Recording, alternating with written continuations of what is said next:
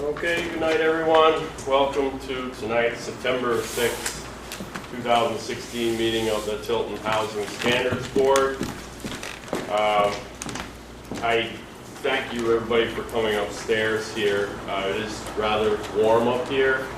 I feel like if you guys are up for it, I'd like to propose maybe that we shoot for a 1-hour meeting tonight. That's amazing. Does that work with everyone? It could be a little more than we did last time. Well, okay, so we'll say if we do more than we did last time. We didn't do much last time. We just went over the stuff we went over the week before. The month before, Yeah. largely. Actually, we didn't even get through it. No, we didn't. We didn't Yeah. yeah. We We finished didn't get it through the whole the thing. month before, but then we. I mean, I listened to the tape again today, and I have notes all the way through the ordinance, right up to the end, to the last page. So I did do another draft of it. I mean, I don't know. In my opinion, it's pretty close to being sewn up. We have basically. I think we had what questions remain is a little bit about lead-based paint, something about entrances, exits, and escapes, and then I guess what I should draw everyone's attention to is the fees and fines section. Do you have print shots of that? Yep.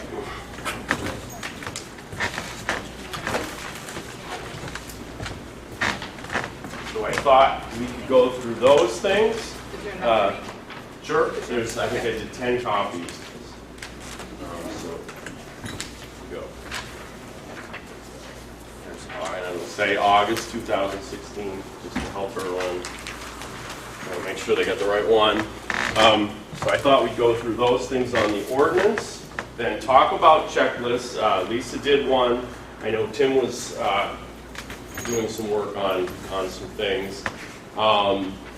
We have been talking about setting a hearing date, but I don't feel like, we've talked about a couple meetings in a row now, but we haven't quite been ready to call that hearing, so we could talk a little bit about that.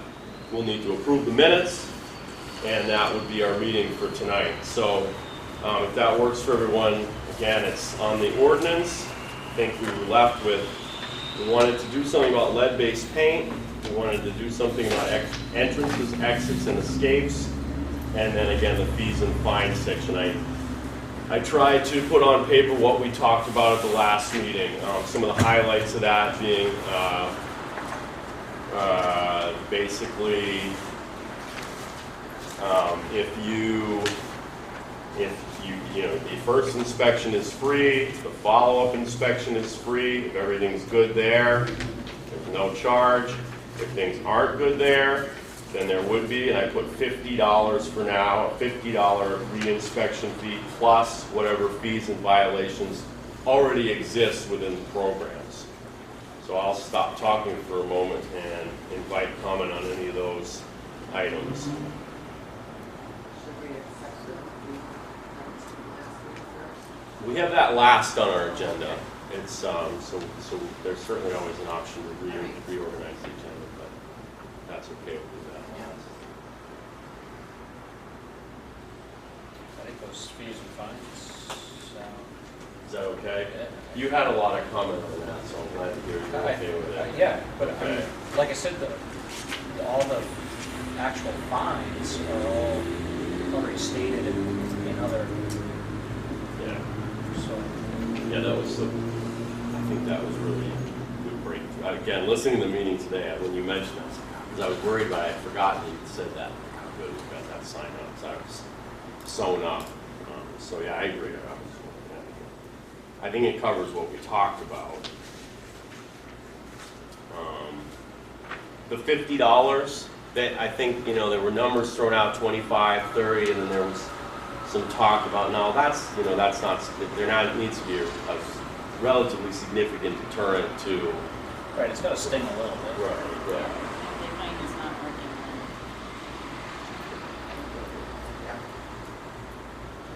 I think that's what we had in there, like, in order to change it, Catherine suggested a public meeting. Is that in there anywhere? Yes, wait a minute, is it? No, it's not in there. Let me get it. Thank you. So in the minutes,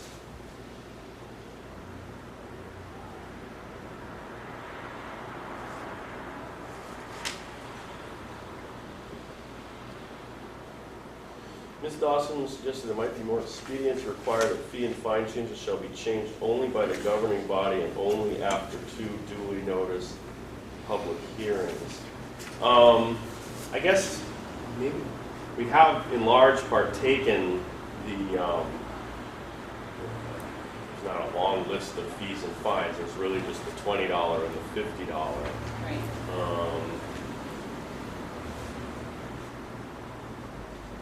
So just make those public hearings required for any changes in any part of the ordinance.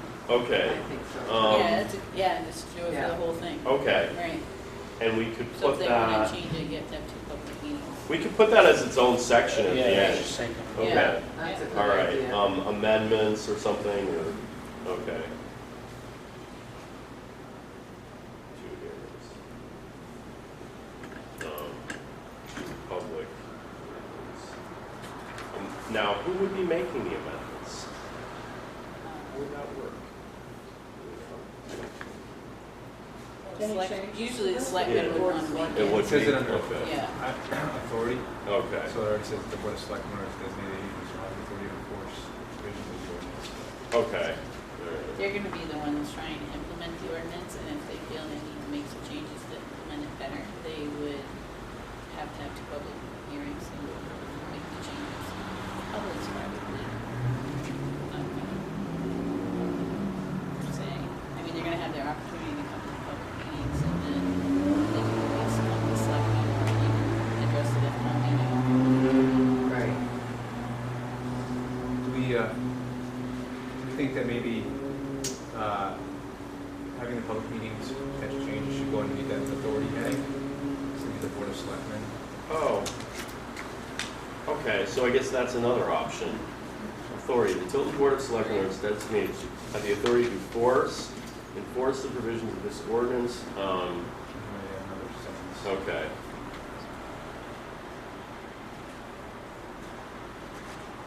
Or we could say Insert it shall right have, after that.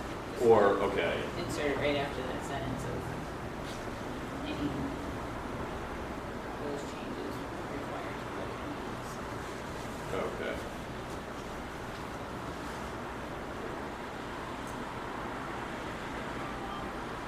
Okay, so, take care of that.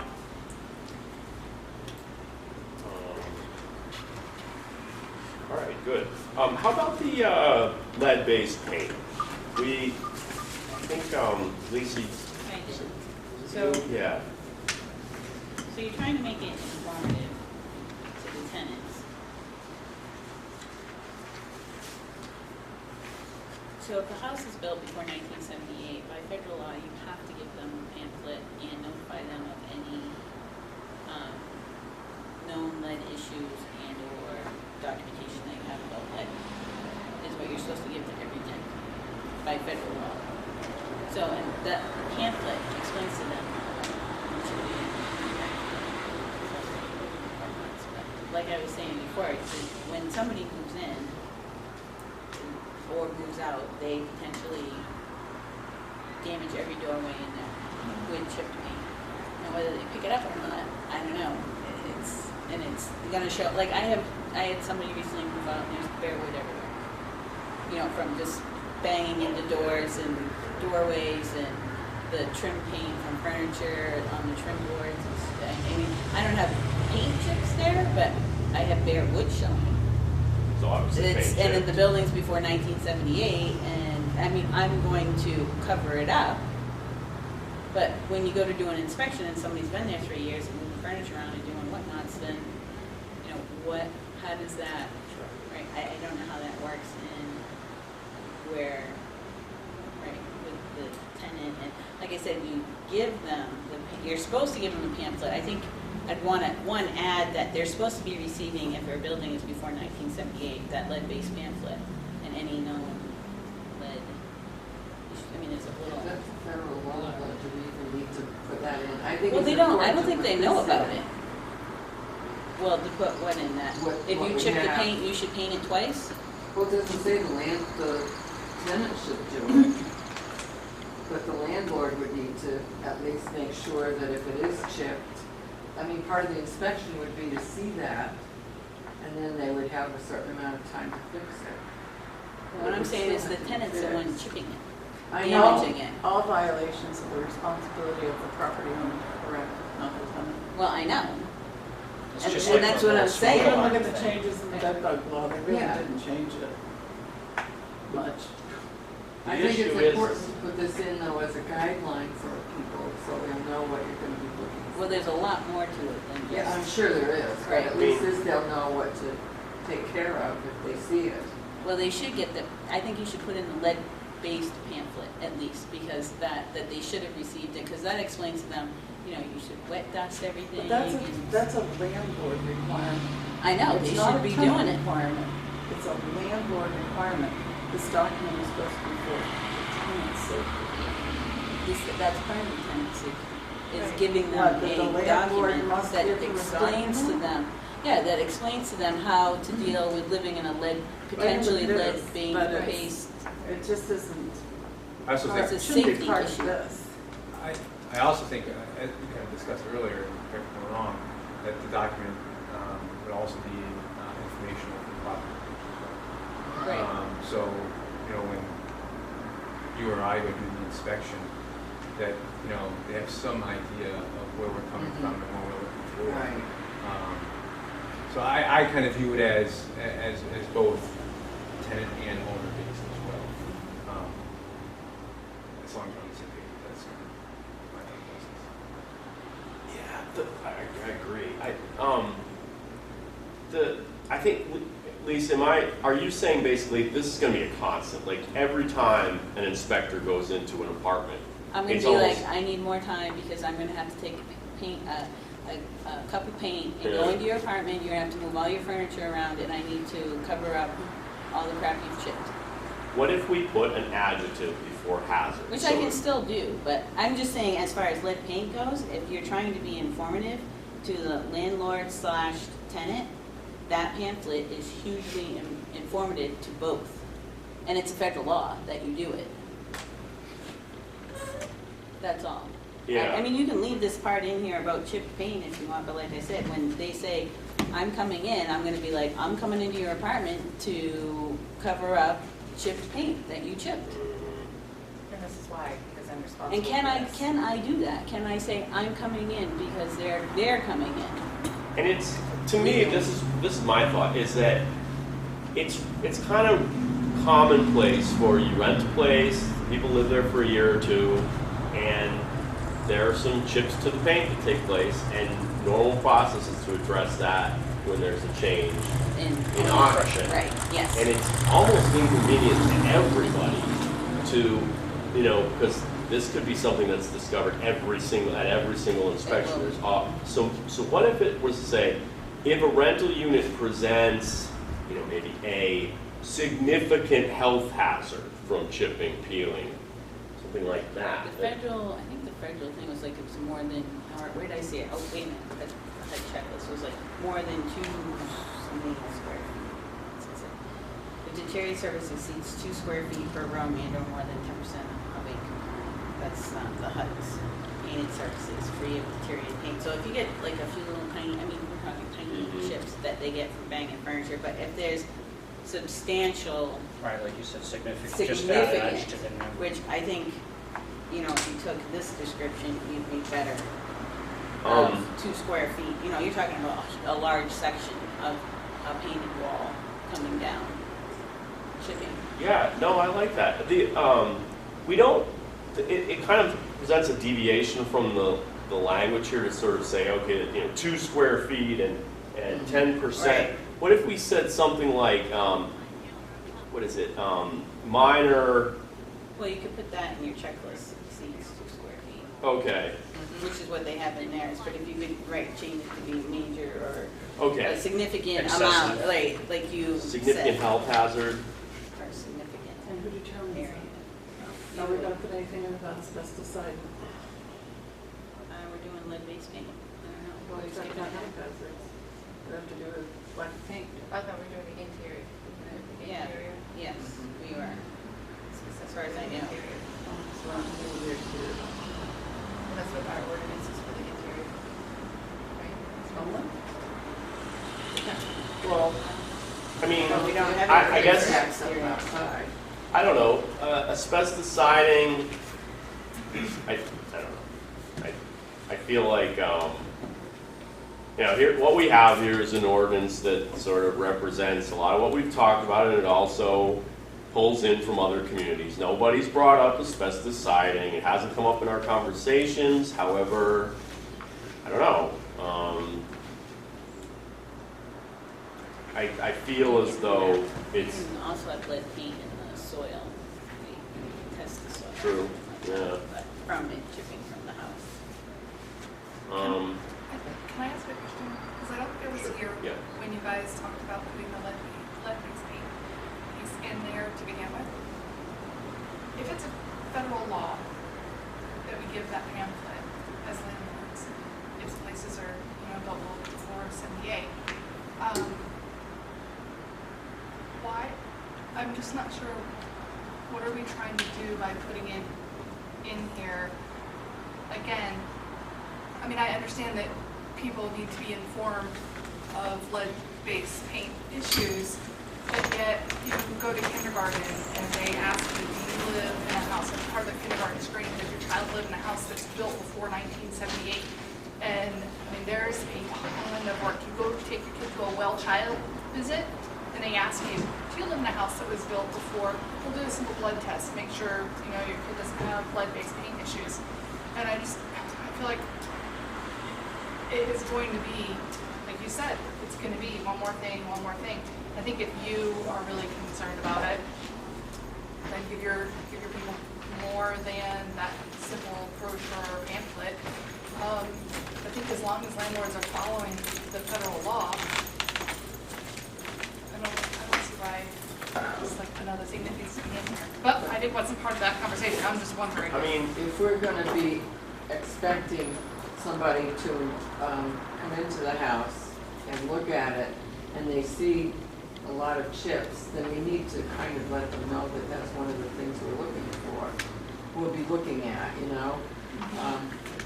But I don't think we need to go any further than like to say, unless it's during a checklist. But I just don't see any reason to put down how much lead-based paint is okay to be chipped and how much isn't. If that's part of the federal law, then that's part of the federal law. The federal law is to give you a pamphlet on how to deal with living in a place that may have lead-based paint. The house was Right, built for right, 1978, and that how should to have already clean. occurred. They should how to- already have that. They should, but do they? I don't know, but that's Right. not what we're here for. Well, I thought you wanted to Well, we educate the have- tenant. We have a lot of buildings though that are pretty old. We do. So it's probably in our community, it's probably a lot more, maybe like than a lot of other federal, other areas. So I think it is important for any town that has a lot of old buildings, to just have something so that it just makes everybody aware. The way it's written now, it just is like, okay, they chipped the doorways and now All right. I'm gonna have to go in and make them move all their furniture and cover up all the little chips and things and stuff. And they're not gonna like that, I'm not gonna like that. Maybe we should put down that there's a pamphlet is available if you would like more information.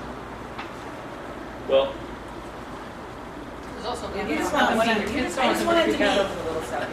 right, I don't want them to Just freak big. out over the little things. I Right. want them to be like, okay, you've got, a section of your wall is chipping and constantly chipping into somebody's rental, you're gonna deal with that. Type of thing, not, I banged the doorway and you need to cover that up with 2 coats of paint every time somebody comes to do an inspection. so how do you feel, Lisa, about saying if a rental unit presents a significant health hazard from chipping, peeling, and then maybe even on the checklist, expand on that? Yeah, Okay. I'm fine with that, as long as it's significant, it's not. And I think, I mean, not coming, like I said, coming in and being like, they chipped all their, their doorways walking into and if they wanted to have it covered up, I would go in there and do it, but I'm telling, most tenants are like, get the hell out, leave me Right. alone, I don't wanna see you, go away. fair enough. And they don't feel like that's a hazard, that they chipped it, they vacuumed it up, and they clean or don't clean. It's either covered with dust or it's clean, one or the other. And Nancy's right, there are other agencies, there's other levels of government that are keeping probably a more diligent eye out for this. So it really, just having this statement saying, big problems we're going to address. Right. Health office don't inspect the letter. Okay. They don't. So who will be then? Where will it go on the checklist and who's going to check Well, that's that? the issue, that's the thing, and I'm gonna spread out my lead folders, I'm sure it seems correct, but they don't. What happens is it's lead dust, it's not chip paint, it's lead dust that creates a danger for young children. There's more of a danger for lead in pipes that predate the 40s, lead solder and whatnot, or lead pipes themselves, which we have downtown. But most of the supply lines off the main are lead supply lines. The lines that feed the schools are lead. So there's more danger from lead there, but health officers, we're not lead inspectors, and that's a different type of training. I have parents calling me often, probably, and I say often, maybe half a dozen, 8 times a year, suspecting that their children have been exposed to lead. I have to refer them to the state nurse. And if their blood levels aren't significant, the state nurse does nothing. The state nurse will say to them, we'll take them to your doctor, you pay for it, and have them tested for lead exposure. I think it's, what it says in here. Yeah, if they're above 10, then they can do something. I think it's 6.6, I think is the number that comes to mind, is the caution zone. So there's nothing in the state that really does anything to prevent lead from entering a child's system. They've got to have a true lead exposure already before be the health there. nurse will do anything. I do think we should check though for peeling. I know that Peeling paint is not the issue. but It's children, lead little children dust. will eat that peeling paint. They'll put it in their Typically, it's mouth you and open eat your it. window in a house that has lead paint. Yeah. You open your window, and it will create I keep dust. chewing on the windowsills. I mean, Yeah, they have to get down there. little children will do that. I mean, There's There not have been anything. that actually So, has happened. Your health inspector, your health officer isn't going to inspect for lead. You will put it in there as a warning to your landlords to hand out this pamphlet. But your health officer isn't going to inspect for lead. They're not I vote we take qualified. that right out of it. Not Does qualified. anyone have No one here is going to inspect it, it's not part of our deal, so why do we? I mean, I understand your point about it's just another tool to inform people that, hey, they're supposed to be having this. Well, that's what I was saying, if you put the pamphlet, in there saying, if you're renting a house before 1978, you should have received from your landlord a lead pamphlet and any documentation on known lead in the building. Which most of them will say, no. Maybe I that's have all- no drink. Maybe that's all that the It's a lead paint little- part should say, is that if you're renting a rental with lead paint, that you should have received it. Because that, I think, It's really in it nothing. describes all of the situations, and, right, you'd have to, if you, like Catherine said, you'd have to go to the doctors, get it, the state does nothing until somebody tests positive more than 10 micrograms. How about, like you just said, like maybe instead of having this part, the lead-based paint section will just say, as a tenant, you should, and living, Tenant and landlord. as a tenant living in a building 478 and the landlord renting out a unit 478, the landlord, you are required to, By federal law. by federal law, to give this such and such pamphlet, and tenant, you should be receiving, you should have received it. Leave it at that. I like it, but it's not really inspectable. Everything in here is Right. kind of inspectable, and it takes me back to what, Jenny, Heath, and I'm thinking is get rid of the thing. Yeah. I don't know. Does anyone see an issue in that, getting it out of there? All right, the other thing I like about it is if the town's not inspecting for it, it could actually create a liability situation where you're creating the impression that you've got an eye out for that, and renters are living under the impression that the town is keeping an eye on that. Yeah. So I'm kind of based on what Catherine's saying, I wonder if we should just get it out of there. Sam, what do you think? I'm just curious why it's understanding. Maybe because they're trying, no, they don't really, they're not, well, It's kind They of probably have a subjective. conversation. I agree, yeah. It's very subjective. As a health officer, I have, that's why I brought up asbestos. I have one house in particular that has a lot of asbestos siding. They could do something on the inside, which is really freaky to me, but anyway, it is. And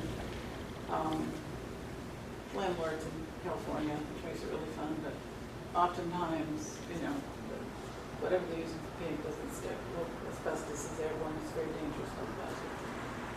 Constantly, you need to paint this. She says, well, prove it's lead. I said, no, prove to me, asbestos, you prove to me it's not asbestos. Because right now I'm going to take the safe side and say, give me one until you can prove to me it's not asbestos. In 5-6 years, she's never tried to prove that it's not. Lead is kind of the same way. Unless you're a trained lead inspector, it would be the same thing. So if I went into, had a woman call me last summer, she really felt her children were exposed to lead, went through the process, called me back, I have to take them to my dime, have them tested, and sure enough she had them tested, and they were, one was in the 3 range, the other was in the 6 range. So she's alarmed. The health nurse told her they're not going to take any action to help her until it reaches over 10 or over. right. So she knows her children are being exposed. She doesn't know if it's in the water. She doesn't know if it's lead-based paint, chips, dust, whatever. She doesn't know if it's on her furniture, on toys.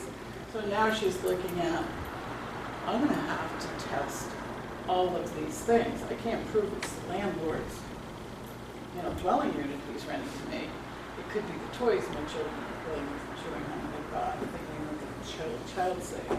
It's also the dirt It that could your be husband, could or your be the water. whoever brings home.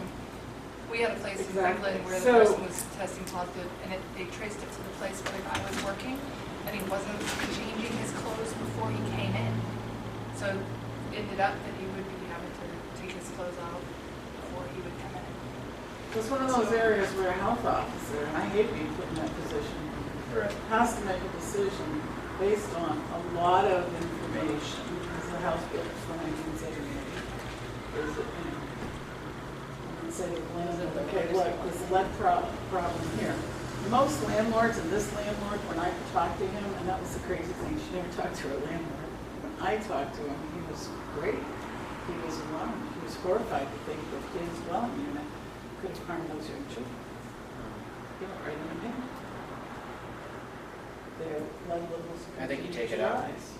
I think if you leave it in, Yeah, you gotta add that's asbestos all. warnings. Right, as so well. I mean, that's the Where do problem. you draw the line? It's such a subjective area. It is. It's, and And it's hard to find, and like you said, until it's over 10, like the Darby state will says, make you do a lot once it gets over 10. Like, you gotta get an official lead inspector, trained person come in, and you have to hire professionals that have been trained. And but once you're over 10, you gotta have to do a lot, and they all have to be trained individuals. Well, that But- sounds like a good reason not to put it in here. I mean, we have interior air quality. Oh, good point.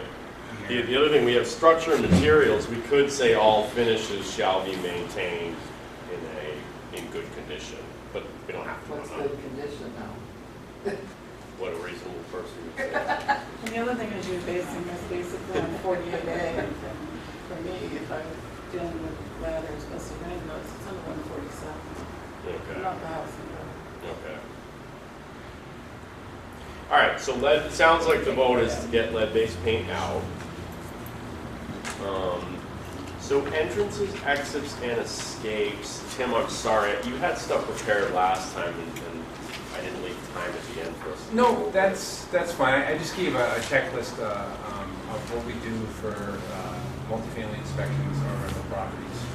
And it kind of goes over egress, getting out of the building, and some other requirements as well. I know you're kind of looking for wording for that, and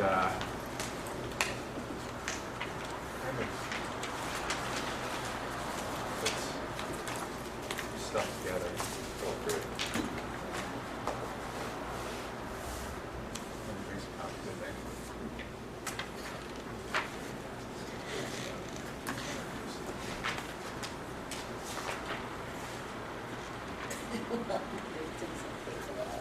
But you know, the rest of it, we've kind of already gone over. So, on that sheet that I just passed out, it's pretty much those are the verbiage for the biggies that life safety looks for. I need to read some copies. No, that's all right. How many more do you need? No, that here, I'll just. One. Sure, so we're talking about egress now, or entrances and exits. Big ones are exit pathways and escape.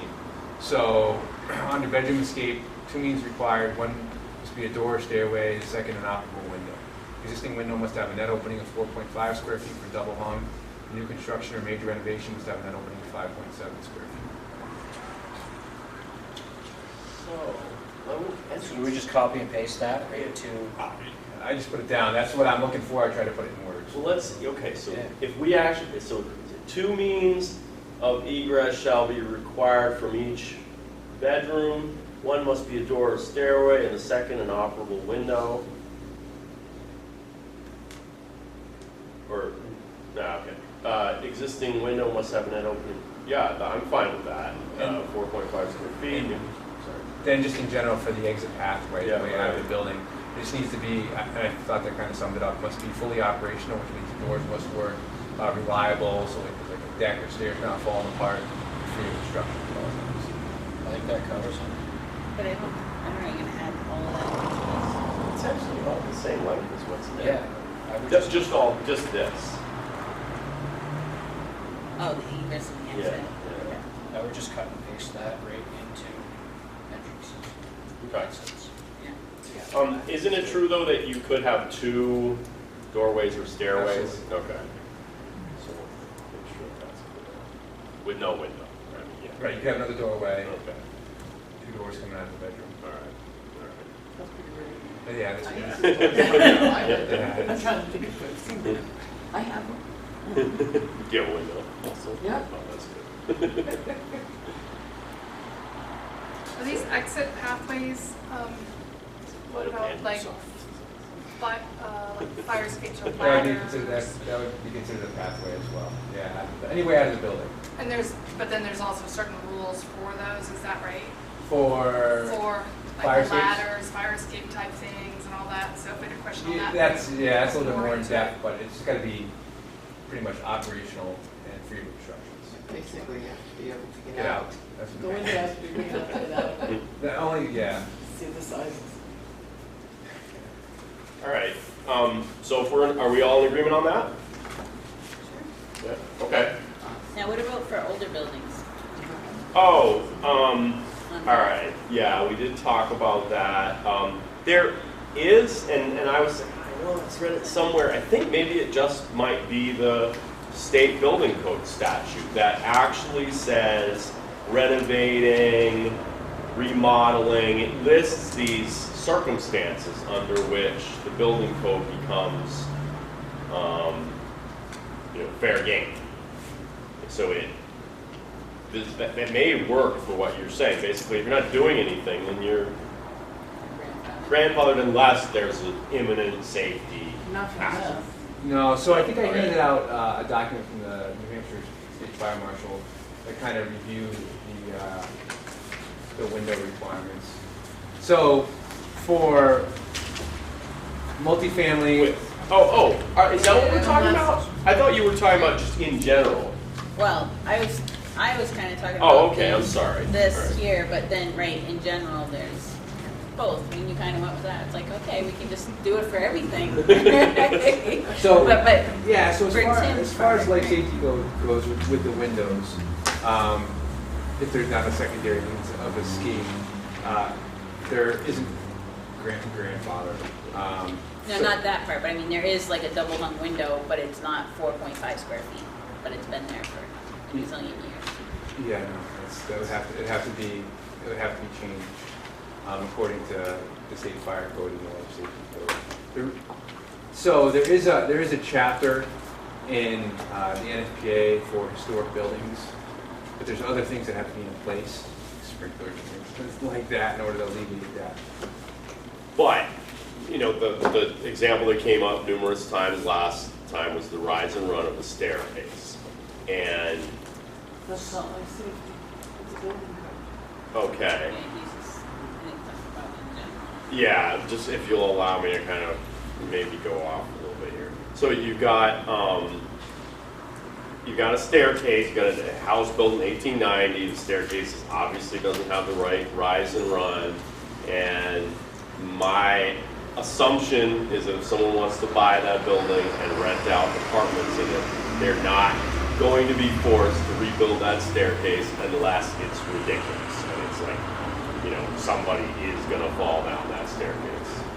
Am I right on that? The health officer, yeah, it's subjective. Right. Something happening. Just inspecting what prices were talking was 12.5 inches. Yeah, The you- second one was 10, and the bottom one was like 9. And they did something at the Yeah, landing yeah, weird it's so they could fit it. it You were was weird. saying at the last meeting they did Oh, something. that's another one, yeah. Okay, The okay. one was messed up. And you know, I think it was Marion who was saying, you know, a lot of people are going to could potentially get really anxious when they see this, thinking that, you know, anyone with, again, go to the staircase example, anyone with a staircase that doesn't meet the proper slope is going to say, oh my God, now I have to rip out that staircase and put a new one in. And of course, the staircases, usually you don't have room to do a new one, and they're probably thinking, what am I going to do? I'm losing all my rental income. So, and she was saying, is there a way we could put some language in there to cover that? I wonder if maybe it's just, there's no good way to word it, and it's just, you Just know. answer the questions at the town meeting. Yeah, right, because we did talk about that also. We talked about telling stories, and so I don't know. Well, like Lisa's windows, you've got windows that don't meet life safety code, correct? But what you were just saying was it would have to be replaced? Yeah, according to the state fire code and the NFPA, unless there's some other things that are in place to improve egress, like a sprinkler Sprinklers, head right. or something like that, you'd be required to have, for an existing, 4.5 square feet of net open space. So on a double up window, if you open up that bottom sash, that's got to be 4.5 square feet. If you own the house and didn't rent it, you could make it as small as you want.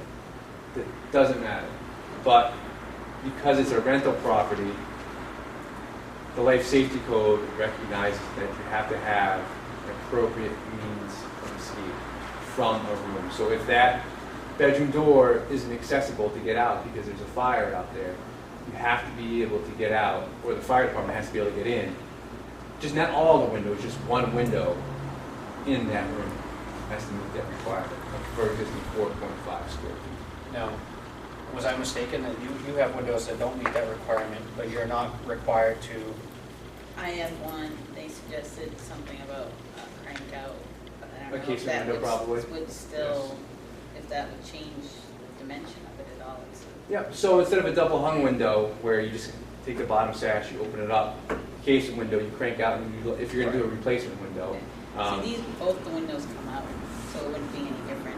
You know, they're windows that you can easily open and pull right off. Yeah, Versus I know, the thing, and then we also have a second means of egress of the kitchen. so go down, a lot of but- people say, hey, you know right. what, these windows pop out for cleaning and everything like that, but all I can do is say what the code says. Right, and I just, for some reason, I thought that there was some. There might be that something made else it in so you place. didn't have to change There might be it. something else in place that meets the intent of the code, increasing the ability to get out of the I building. think that's what Yeah. you look for intent. So- Which could be, like, we have another means of escape out the kitchen, which is a big platform and a ladder goes down, and the fire department could not easily or even come close to accessing it, you know, because of this location. But that, the window thing is a big one for property owners. There's an expense to A that. huge expense. And that's why Especially like a brick, Well, there's a brick building. No, but it's the windows in a dorm, it's a dormer, it's the only, Oh. the rest of it's an angled ceiling, there's just, It's like one of those ones on the side. Have you seen those? Yeah. The window is Someone better actually the side of the inspect door. this place. yeah, it's already been inspected. Right, yeah. So that's It's really the right. biggest one as far as life safety. I was mistaken, I thought there was something that was agreed that. didn't bring Yeah, up- and I don't didn't bring remember. up the It's subject. fine. I got the wrong Right, impression from the last meeting also. that there was- Did you? Okay, so, Right. Well, right, I thought it What was. you're talking about, the other one is ventilations for bathroom. So Oh, if it has to be a certain size or it has to have mechanical or combination both. So there is the Set grandfather, ventilation. Or instead of a window, they can have ventilation, or a fan. but that's a building code. It's not my safety code. Right. Right, and one of the things we do with property owners, because obviously there's an expense, is we develop a plan of action. You know, it's not like, hey, you know what, in 30 days you're going to have to replace 6 windows in your apartment building. Because that's just not. Maybe that's what I was realistic. confusing. So we'll develop a plan of action, which is pretty much on paper an agreement stating that, you know, we'll develop a time frame that's acceptable for both the property owner and the fire department to meet this requirement. all right, so if folks want to, should we do a little discussion about checklists? We ready to move on to that? Thank you, Lisa, for copies of it. Lisa made a first Draft. yeah. I mean, I'm not, Well, I'm looking at these other ones and Initiated then the they can make it process. smaller and I'm like, I basically just took the ordinance and, Yeah. oh, yeah. Yeah, we've already got. yeah.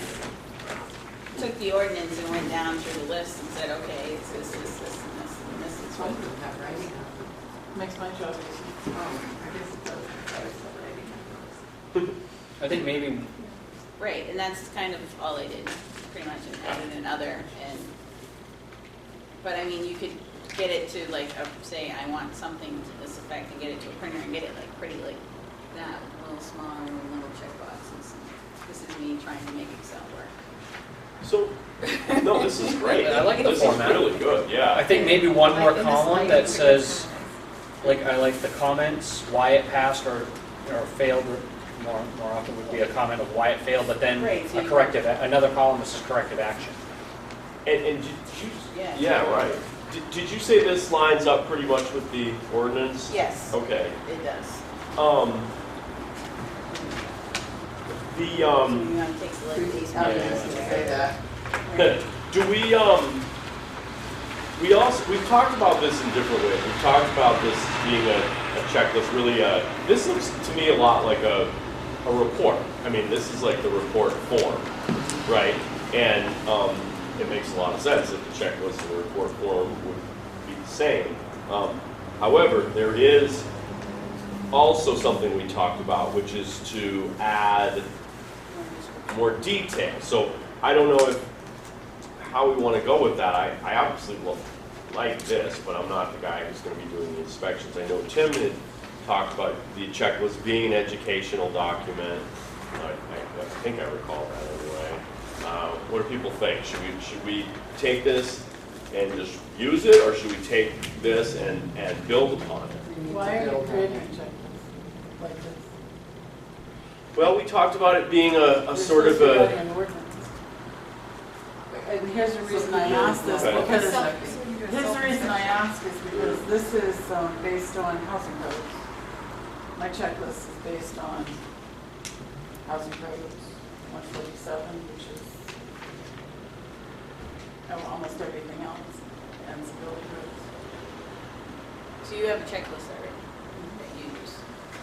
Yeah, so this Does- would be. And it encompasses everything that's in here. Oh, it's a lot more than what's in here. Well, no, I'm just saying as long as it Oh, covers yeah, it everything covers that we have everything in here, but my question is, and- but- if you're creating this just for these inspections, there is more that the health officer would inspect than what's in here. And So I'm- what would that be? Well, we were tasked with coming up with the ones that we thought were the main points and the most important ones. 48 day, You yeah. know, well, the ones that we came up with. So that no one would be surprised. Correct. And I guess I felt like the checklist would be more of like a, kind of a, just to reflect our ordinance, you know, and then they could do a self-inspection and just kind of say, okay, as long as, you know, if I can get these, my inspection should go pretty well.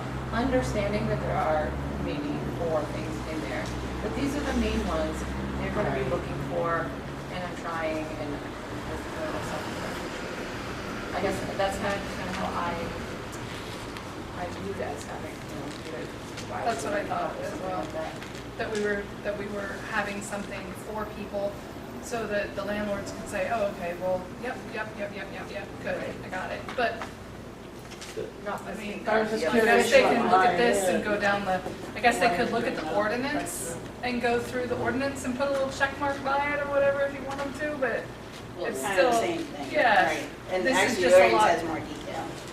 and Lisa's form is just a lot more neat, and I think it like provides like a paper trail of, why or whatever, but if he's already got one, he's already got one. Well, Tim's, it's massive. And I do Right. have landlords that call me up when they know I'm gonna do an inspection. In fact, I just did, I sent a copy of the checklist. Oh, can we get a Well, copy of this your is the checklist? checklist from Belmont that I thought was fairly decent. But it's more extensive and it really kind of tells what we're gonna look for. Right, that's more of like an explanation Right. of what the ordinance is covering. Right, This is more, like you said, like more of a report. right. Right, this, you passed or you failed. This isn't gonna help anyone get ready for, You gotta read the ordinance. right. The HUD checklist that, Yeah, that that we was- use, That one's Yeah, pretty the one that- extensive too.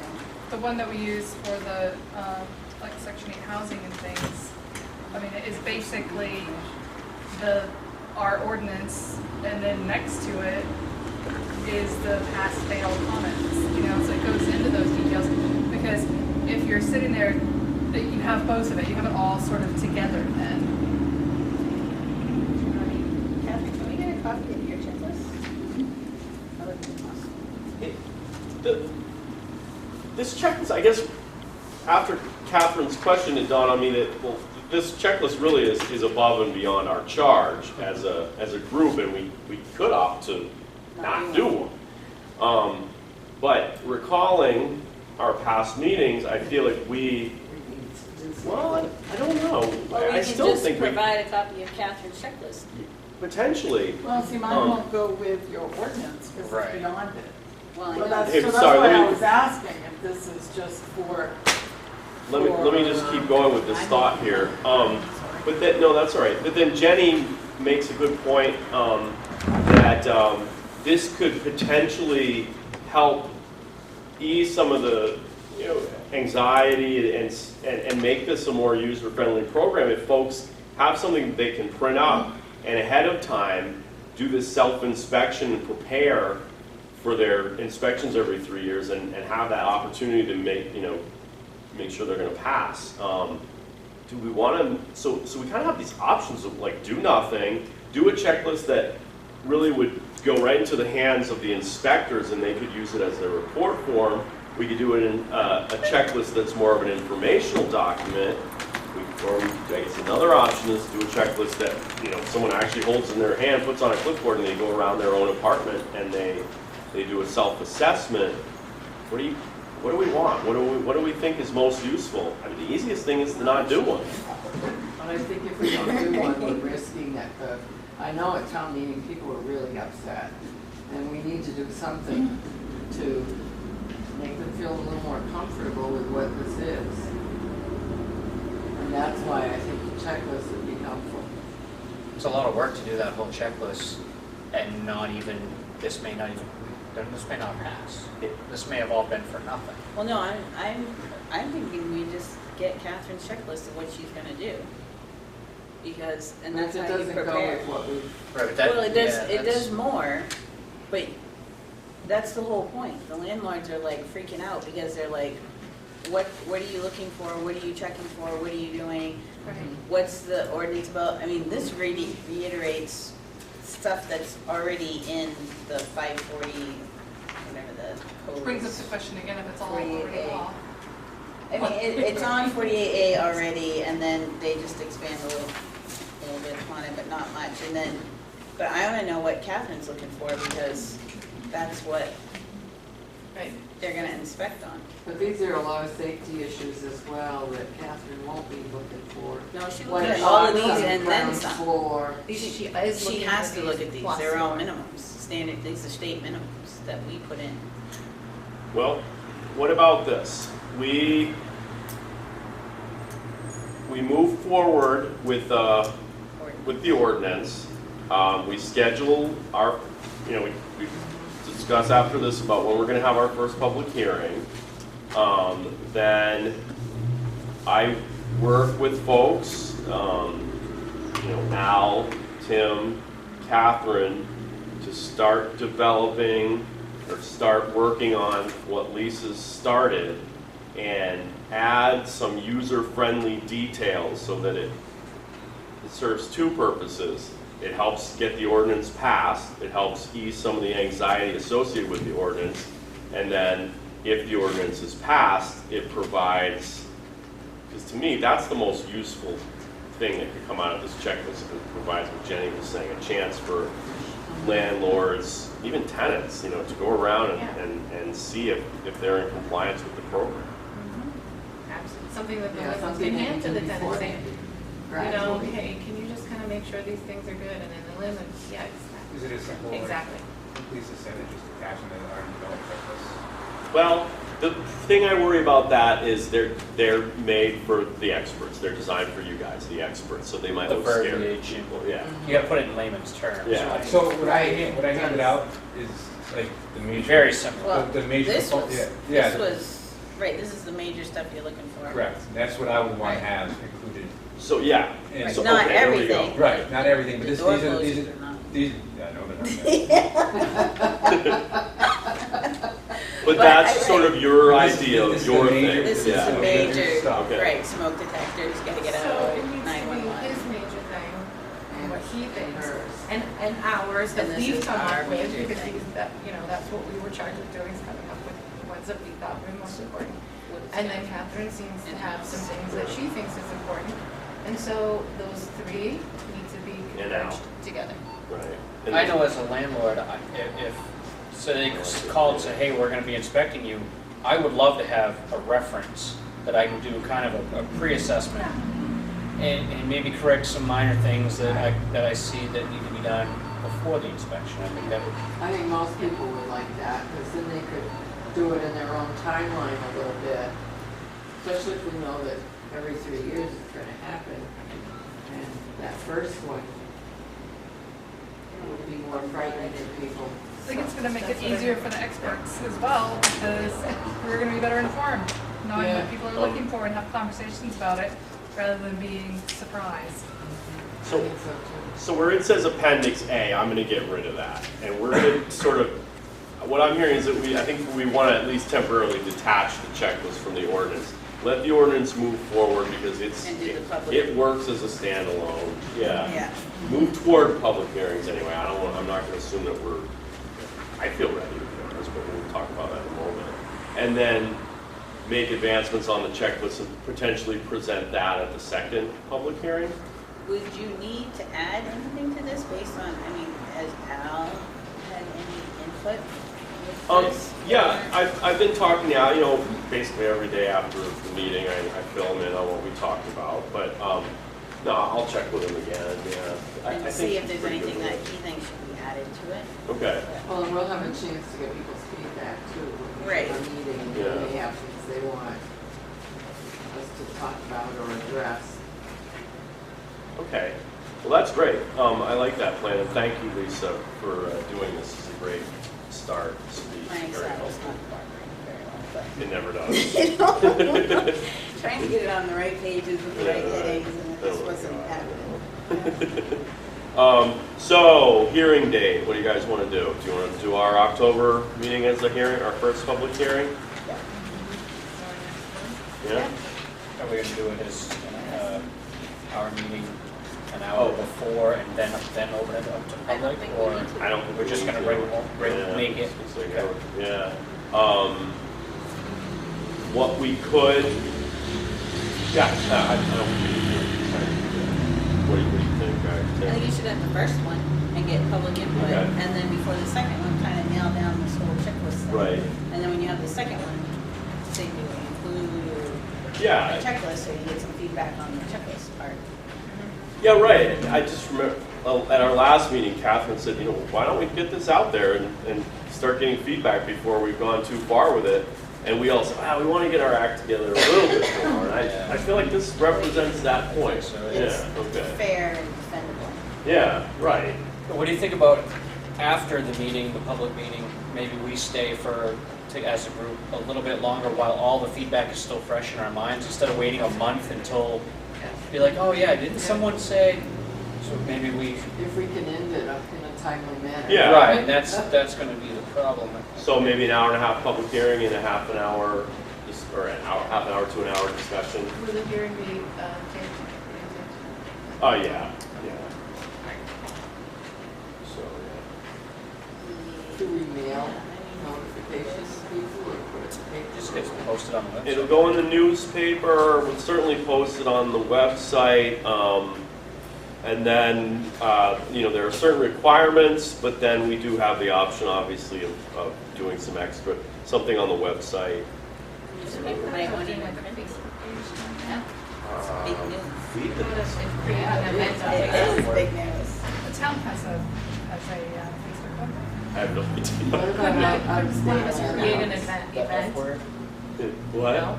Couldn't one of us create an event, a Facebook event, and then, call it the public hearing, and then just invite, Yeah. friends, and just as a, I didn't know anything about the whole Make it a ordinance public until event. like 3 days before the actual town meeting.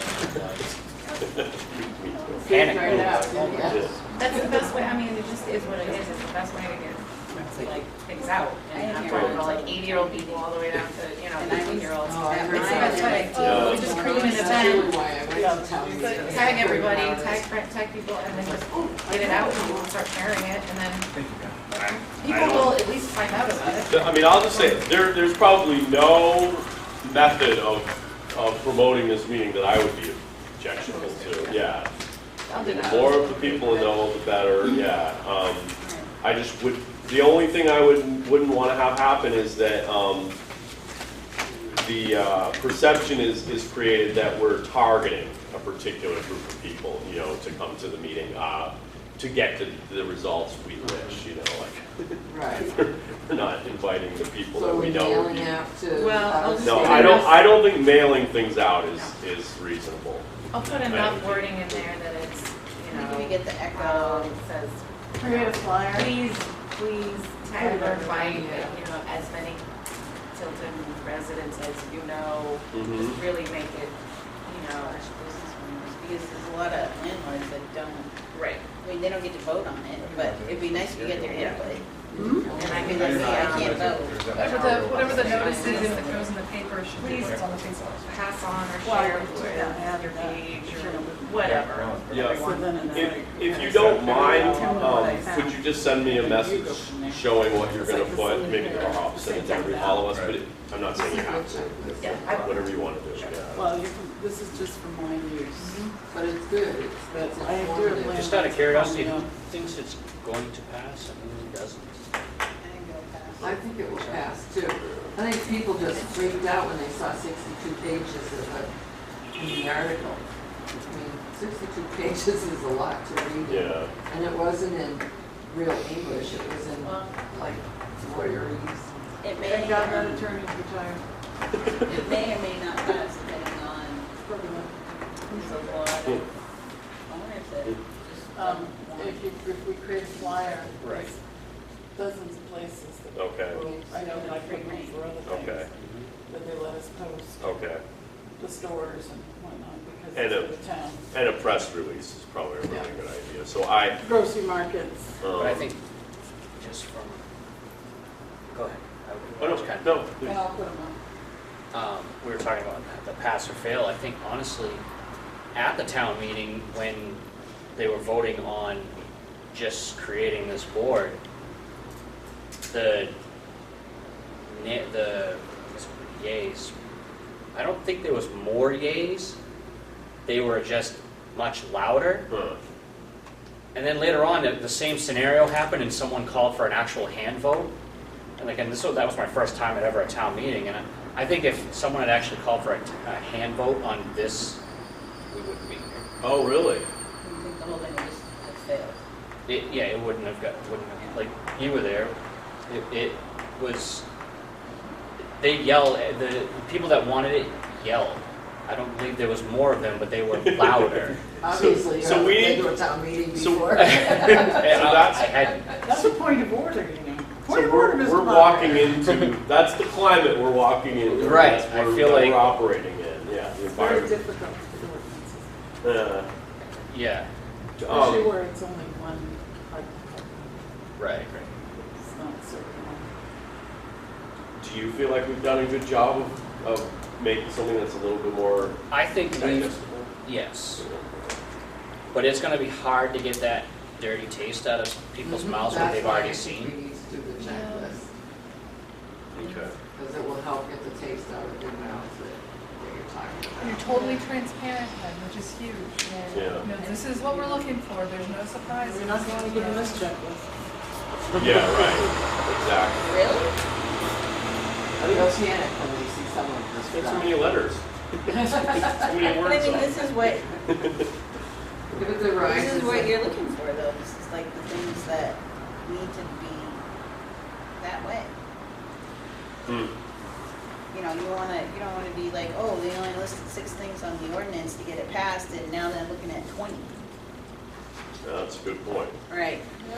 To me, that's a reason to just not do the checklist, because if we do a checklist that includes every single thing that could possibly come up in an inspection, this takes us back to our very first meeting, Right. we'd be handing out code books, and we don't want to do that. Yeah, mine's 3 pages long. But you did a great job at But summing you- it up into right, that one. You said these are my main issues. So, But I can maybe find those that's other what things during the inspections. we Well, need those are the big to ones that would- summarize topic Yeah, areas. mine's You're already all set, they already passed Oh, it. that was You're- page 3. I think it's supposed to go like this. And I think this is All right, going- You're at your hour. Well, I think we're good because there's a little uncertainty about the checklist, but we've decided that we're gonna separate the two. Yeah, right. At the very least, we should take it with us, and then if they need it, we can pass it Okay, out. yeah. So, that leaves us with minutes from last time and then a motion to adjourn after that. Or unless, folks, you know, let's approve these minutes and then see if anyone has anything else. I just noticed that you'll see page 3 is blank, that's really supposed to be page 4. I was messing with this today Oh, on your checklist? on the checklist, Okay, so I used to transverse the numbers. okay. Is that, it's supposed to be blank? So it's a No. two-pager with The a back page page is of supposed to notes. be blank. Oh, okay. I just don't usually duplex it. That way I can write on one. You never know what you're gonna find. Yeah, right, you have 3 pages. Today it was fire pit. Would anyone like to make a motion related to the minutes of last meeting? I want to, yeah. Make a motion to approve. Yeah, I know. I already read them. But she was here for these minutes, Yeah, and that's, it would be, I put it for them, and I make a motion to approve. okay. There we go. You can grab one right there if you wish. Maybe, I don't want to push you guys, but if you guys are just seeing it now, don't let me force you to make a motion. So, Heath has made a motion, we're waiting for a second, and then Second. if people need time to look over. Second, and, so yeah, please let me know if you want time to look over them before we take a vote. If not, if there's no discussion or anyone doesn't need any more time, all in favor? Anyone, any opposed? All right. And any further discussion? Our decision is to make our next October meeting, our public hearing, scheduled for about an hour and a half, and to meet for a half an hour to an hour afterwards to talk about what we learned. You're gonna kind of. Is it still gonna be at 7? Or and then put it in the paper, Um, something. Yeah, let's see, press release. Do you want to meet earlier than 7? Oh, yeah, do we want to meet earlier than 7? If we're gonna add time to the end of it, I think we should push it Okay. 6:30. earlier if that's. 6:30 would be good. Okay. Can anyone, is 6 too early? Some people will still be doing their dishes. Doing what? Oh, sorry. Dishes. I'm gonna give them time to eat dinner. Yeah, give them time to eat Okay. dinner. Right, so 6:30 is good. All right, so we'll do 6:30. 7, they're thinking about passing Is that out all on the right, couch. Tim? No, I just, I'm leaving for 2 weeks right after that for the National Fire Academy. So, I can make it Would, what would be But better? you'll be No. here for the Oh, work. all right. That's fine. Just won't be cold. Public hearing. After that. Like you're immediately after I'll that? be, go. Like you, Pittsburgh, Virginia. No, yeah, that's fine, I'll make it work. all right, sorry.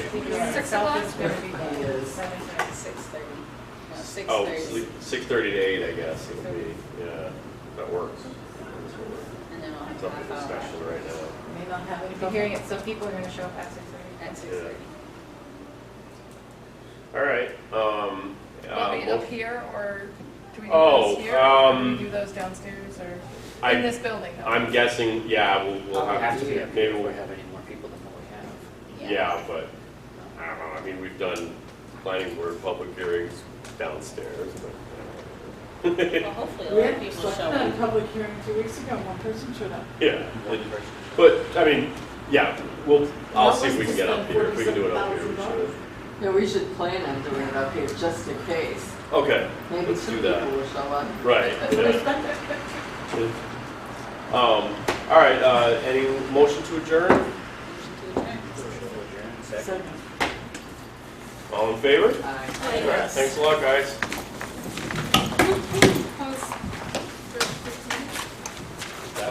The last one. Right, Last meeting. yeah. It was, it's funny though, when I listened, I remember, I was like, oh, we didn't get anything done, and I listened to the tape, and I was going through the ordinance, I'm like, we're pretty much done here, we just got like 2 or 3 things. It's funny how It's about plowing. those moments, you know, Well, like, stress off. I missed the meeting before that, so like you guys read it all, and then I'm like, What? Come in right. Well, that was, it was, a lot of it was, you guys had We been to have, me. Right. coming So we in, had he's to- coming in closest number 5. But Yeah. that was I important. just, we continue. No, that was And then we have a non-public. Yeah, this is great, I like the We hour. didn't have much snow last winter, but if we have a lot this winter, we're screwed if they don't plow it. H, in back of Gale Insurance Agency. The guy, I went and talked to the guy plowing and I asked. Well, the police said they were gonna take care of it too.